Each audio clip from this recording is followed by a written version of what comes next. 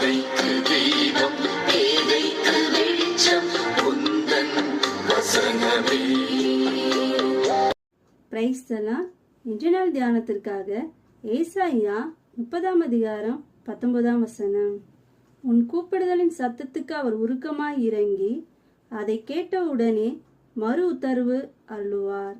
ஆண்டவர் தம்முடைய ஜனங்களை நோக்கி, நீங்கள் மனம் திரும்பி அமர்ந்திருந்தால் உங்களுக்கு விடுதலை உண்டாகும், மகிழ்ச்சி அடைவீர்கள், நம்பிக்கையும் உண்டாகும் என்று கூறினார்.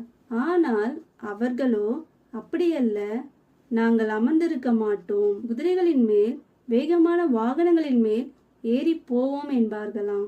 அப்படி ஓடி போகும் பொழுது ஒருவன் பயமுறுத்த 1000 பேரும், 5 பேரை பயமுறுத்த நீங்கள் எல்லாரும் ஓடி போவீர்கள் என்கிறார்.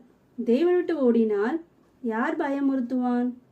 பிசாசுதான் பயமுறுத்துவான். இப்படிப்பட்டதான நிலையிலும் சிலர் இருக்கலாம்.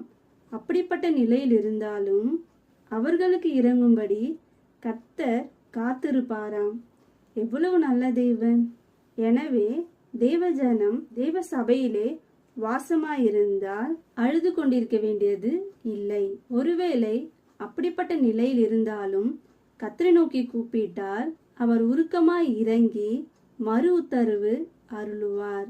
ஆமென். ஆற்றல் மிக்கது, ஜீவனுள்ளது,